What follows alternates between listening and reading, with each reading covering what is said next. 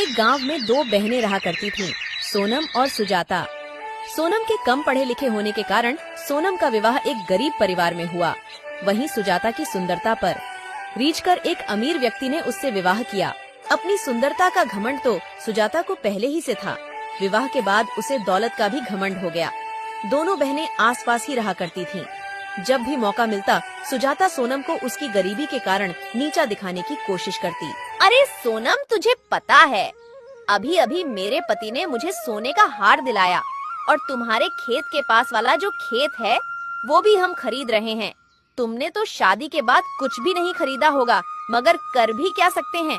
तुम्हारे पति के तो खाने के ठिकाने नहीं है, वो तुम्हें क्या खरीद कर देगा। सोनम को बुरा तो लगता, किंतु वह मन महसूस कर रह जाती। सोनम के दिन बड़ी तंगहाली में गुजर रहे थे। 2 वक्त की रोटी भी बड़ी मुश्किल से जुट पाती थी। कई बार सुजाता से मदद की गुहार की। अरे सुजाता बहन, आज हमारे घर पर अन्न का एक दाना भी नहीं है। ऐसे में मेरे पति जमींदार के घर पर गए, मगर जमींदार ने पैसे देने से इनकार कर दिया। तो सुजाता बहन, आज तुम थोड़े पैसे की मदद कर दो। फसल बिकते ही हम तुम्हारे पैसे लौटा देंगे। अरे बहन, तू आज पैसे मांगने आई है? अगर तू कल पैसे मांगने आती तो मैं तुझे थोड़े बहुत पैसे दे भी देती। मैंने तुझे बताया था ना, तुम्हारे खेत के पास वाला खेत जो हम खरीद रहे हैं। तो आज सुबह सुबह मेरे पति घर में जितने भी पैसे थे सभी लेकर चले गए। घर में आज पैसे नहीं हैं। किंतु सुजाता ने कभी उसकी कोई मदद नहीं की।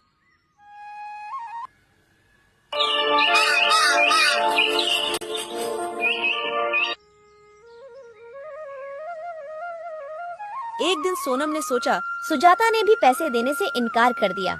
अब मैं क्या करूं? एक काम करती हूं, मैं मेरे बड़े भैया के घर जाकर उनसे पैसे मांगती हूं। वो मुझे पैसे देने से मना नहीं करेंगे।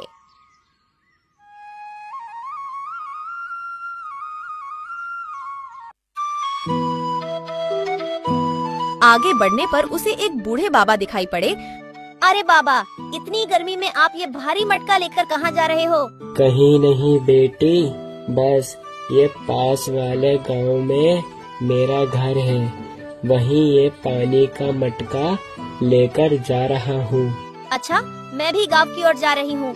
लाओ अपना ये मटका मुझे दे दो। नहीं बेटी नहीं, मैं तो ले जाऊंगा ये मटका। तू क्यों तकलीफ उठाती है? अरे बाबा, मैं भी तो तुम्हारी बेटी जैसी हूँ। लाओ, दे दो मुझे ये मटका। मटका ले लिया। दोनों साथ साथ गांव पहुँचे। सोनम ने बूढ़े बाबा के घर तक मटका छोड़ दिया। ठीक है बाबा, अब मैं चलती हूँ। और अपने भाई के घर पहुँच गई, मगर उस समय भाई घर पर नहीं था। अरे भाभी, भैया कहाँ पर हैं? वो अभी घर पर नहीं है। अरे मुझे भैया से जरूरी काम था। क्या काम है, मुझसे कहो। अरे भाभी, मैं क्या बताऊँ, अभी हमारे घर के हालात बहुत खराब हैं। हमारे पास 2 वक्त के खाने के भी पैसे नहीं हैं। तो इसमें हम क्या कर सकते हैं? हमारे पास कोई पैसों का पेड़ है जिसमें से पैसे तोड़कर तुम्हें हम दे दे। हमारे पास अभी पैसे नहीं हैं। ठीक है, पैसे मांगने के अलावा कोई काम हो तो बताओ, वरना यहाँ से जाओ। ठीक है भाभी, मैं चलती हूँ। भाभी ने उसे घर से भगा दिया। दुखी होकर वह अपने गांव वापस लौटने लगी। अरे बेटी, इधर आओ।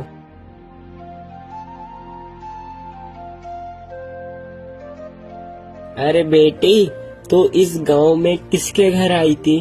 अरे बाबा, मैं वो अपने भैया के घर पर उनसे मदद मांगने आई। मगर सोनम ने अपनी पूरी कहानी बाबा को बताई। बेटी ले, तू इन तीनों घड़ों में से एक घड़ा ले ले। क्यों बाबा? अरे बेटी, तू इतनी दूर से पैदल चलकर आई है और पैदल ही चलकर तुझे जाना है। बेटी, अगर तुझे रास्ते में भूख लगे तो ये घड़े के अंदर लड्डू है, तू वो लड्डू खा लेना बेटी। नहीं बाबा, मुझे नहीं चाहिए। आपने मुझसे पूछा, वो ही बहुत है। अरे बेटी, ले लो, तू भी तो मेरी बेटी जैसी है। फिर बाबा के बार बार कहने से सोनम वो घड़ा बाबा से ले लेती है।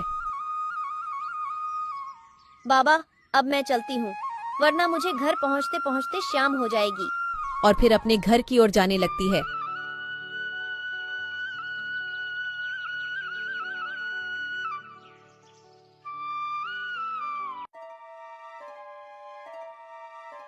अरे सोनम, आज तुम अपने बड़े भैया के घर गई थी, तुम्हारे भैया ने अपनी कुछ मदद करी? मैं वहाँ गई थी, मगर भैया तो घर पर नहीं थे और भाभी ने तो मुझे घर से भगा दिया। अच्छा, इसका मतलब आज भी अपन दोनों को भूखा रहना पड़ेगा। नहीं, आज हमें भूखा नहीं रहना पड़ेगा। मतलब पैसे मिले क्या? अरे नहीं, मैं जब भैया के घर से वापस लौट रही थी तब मुझे रास्ते में बाबा मिले और वो बाबा ने मुझे एक लड्डू से भरा घड़ा दिया कि रास्ते में भूख लगे तो खा लेना, मगर मैंने वो लड्डू नहीं खाए। क्या? ये तो बहुत अच्छी बात है। जाओ फटाफट से तुम वो लड्डू ले आओ, अपन दोनों खाएंगे। आज मैंने सुबह से कुछ नहीं खाया। रुको, मैं अभी लेकर आती हूँ। और जैसी ही सोनम घड़े को खोलकर देखती है तो वो चौंक जाती है। अरे बाप रे, सोने की मोहरे, वो भी इतनी सारी। अरे क्या हुआ?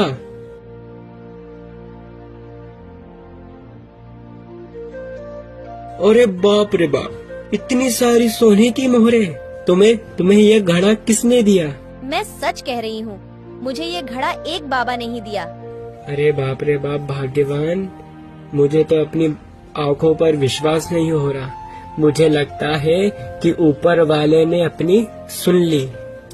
तुम सच बोल रहे हो, मुझे तो विश्वास ही नहीं हो रहा है। सोनम और उसके पति की खुशी का कोई ठिकाना नहीं था।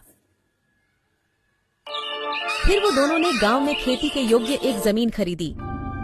सोनम की तरक्की देखकर सुजाता को बहुत जलन हो रही थी। वो अपने पति से कहती है, अरे सुनो जी, ये मेरी बहन इतनी पैसे वाली कैसे बन गई? उसके पास इतना धन कहाँ से आया? कुछ दिन पहले तो ये मेरी बहन भिखारी जैसे अपने घर पर भीख मांगने आई थी और अब तो हमसे भी ज्यादा पैसे वाली हो गई। हाँ, मैं भी वो ही सोच रहा हूँ। पहले तुम्हारी बहन का पति लोगों के खेत में दिहाड़ी से काम करता था और एकदम से इतना पैसा कहाँ से आया? मगर अभी कुछ दिन पहले मैंने तुम्हारी बहन को तुम्हारे भाई के घर की ओर जाते देखा था। क्या भैया के घर की ओर? हाँ, मुझे तो लगता है भैया के घर से ही इतनी सारी धन दौलत लेकर आई होगी। मगर तुम्हारा भाई कैसा है जो सारा धन तुम्हारी छोटी बहन को ही दे दिया? उसकी बहन तुम भी तो हो ना। भाई के लिए तो दोनों बहन सामान्य हैं, तो फिर दोनों बहनों को बराबर का हिस्सा देना चाहिए। तुम बिल्कुल ठीक बोल रहे हो। भैया की संपत्ति पर जितना उसका अधिकार उतना ही मेरा अधिकार है। अपन कल सुबह ही मेरे भाई के घर चलेंगे।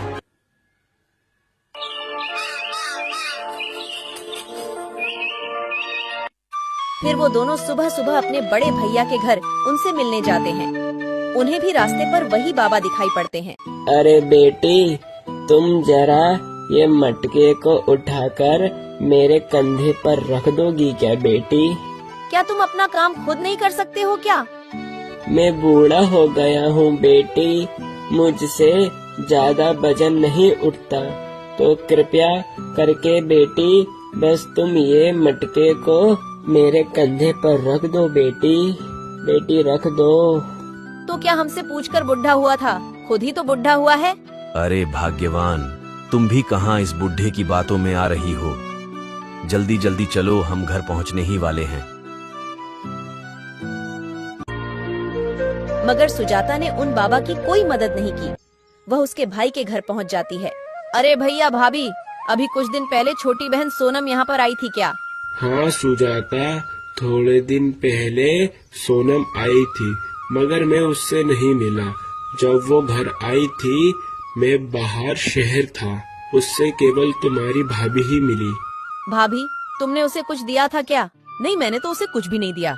हमारे पास कुछ होगा तो ही तो उसे देंगे। अच्छा, इसका मतलब आपने उसे कुछ नहीं दिया। ठीक है भैया, हम चलते हैं। अरे अभी तो तुम दोनों आए हो और इतनी जल्दी जा भी रहे हो, खाना तो खाकर जाओ। नहीं, हम यहाँ से निकल रहे थे तो हमने सोचा कि भैया से मिलते हैं। ठीक है, हम चलते हैं। अरे भैया ने तो उसको कुछ भी नहीं दिया, तो फिर उसे इतना सारा धन माया फिर कहाँ से मिला? मैं भी वही सोच रहा हूँ। इतनी धूप में चलने के बाद मुझे बहुत जोर की प्यास लग रही है। तुम्हें भैया के घर पर प्यास नहीं लगी क्या? तुम जाकर कहीं से जल्दी से पानी लेकर आओ, मुझे चक्कर जैसा लग रहा है। अरे जब मुझे प्यास नहीं लग रही थी, अब मुझे बहुत जोर से प्यास लग रही है। उन्हें एक झोपड़ी दिखती है। वह झोपड़ी उन्हीं बाबा की थी। क्या हुआ बेटा, मेरे घर की तरफ कैसे आना हुआ? बाबा, एक लोटा पानी मिल सकता है क्या? क्यों नहीं बेटी, आओ आओ मेरे घर के अंदर आओ। बाबा, हमने तो तुम्हारी मदद करने से इनकार कर दिया था, तो भी तुमने हमें पानी दिया है। तो क्या हुआ बेटी, वो तुम्हारा कर्म था, ये मेरा कर्म है। और बेटी, तुम दोनों को मैंने इस गांव में पहली बार देखा। तुम दोनों इस गांव में किसके घर आए हो? अरे बाबा, इस गांव में मेरे बड़े भैया रहते हैं, उनसे मिलने हम इस गांव में आए हैं। अच्छा बेटी, तुम वो हरिया की बहन हो ना? बेटी, तुम्हारी एक और भी बहन है ना, जो थोड़े दिन पहले तुम्हारे भाई से मिलने आई थी? बाबा, वहाँ थोड़े दिन पहले भैया से मिलने आई थी, मगर बाबा तुम्हें कैसे पता? अरे बेटी, जिस जगह तुम मुझे आज मिली थी, थोड़े दिन पहले तुम्हारी बहन भी मुझे वहीं मिली थी। उस बेचारी बच्ची ने मेरा मटका मुझसे लेकर मेरे झोपड़ी तक छोड़ा मुझे। मगर बाबा, तुम्हें पता है, जब से मेरी बहन भैया के घर से होकर आई है, जब से उसके पास में खूब धन दौलत हो गई है। बताता हूँ बेटी, बताता हूँ। उस बच्ची के पास जितनी भी धन दौलत आई है, वो उसके अच्छे कर्म और अच्छी नियत के कारण उसे प्राप्त हुई है। बाबा, मुझे तुम्हारी बात कुछ समझ नहीं आ रही, और मेरी बहन के ऐसे क्या अच्छे कर्म हैं जो उसे इतना धन मिल गया? कर्म और नियत अच्छी होने से ही धनवान कैसे हो सकते हैं? बाबा, तुम कैसी बात कर रहे हो? बताता हूँ बेटी, बताता हूँ, सब बताता हूँ बेटी। यहाँ पर जितने भी ये घड़े रखे हैं, ये कोई साधारण घड़े नहीं है। ये घड़े मनुष्य के कर्मों और मनुष्य की अच्छी नियत के परिणाम देने वाले घड़े हैं। क्या इंसान के कर्मों का घड़ा ये कैसा खड़ा है? बाबा, मैं तुम्हारी बात अच्छे से समझ गई। यह कर्मों के घड़े हैं। अपना जैसा कर्म होगा, इस घड़े में से अपने कर्मों के अनुसार फल मिलेगा। ठीक कहा बेटी, बिल्कुल ठीक कहा। बाबा, आपको विपत्ति ना हो तो एक घड़ा क्या हमें आप दे सकते हैं? हम भी हमारा कर्म अजमा कर देखते हैं। क्यों नहीं बेटी, क्यों नहीं, ले लो। तुम भी एक घड़ा ले लो, तुम भी अपने कर्म और अपनी नियत का फल पाओ। सुजाता को भी बाबा ने एक घड़ा दे दिया और वो दोनों वहाँ से चले जाते हैं। फिर रात के समय जैसे ही वो घड़ा खोलते हैं, उनके घड़े में से बहुत सारे कीड़े निकलने लगते हैं। बाप रे बाप, अपने घड़े में से तो कीड़े निकले। पर क्या गलत निकला? अपने कर्मों के हिसाब से अपन को ये बिल्कुल सही मिला है। अपन बहुत लालची थे। तुम्हारी बहन बेचारी इतनी मजबूरी की मारी अपने पास कुछ पैसे की मदद मांगने आई थी, लेकिन अपन ने उसकी मदद नहीं करी। कर्म ऐसे करने के बाद अपन अच्छे फल के परिणाम की अपेक्षा कैसे कर सकते हैं? तुमने बिल्कुल ठीक कहा। मुझे अपने पैसे का बहुत घमंड था। मैंने मेरी बेचारी बहन की मजबूरी नहीं समझी।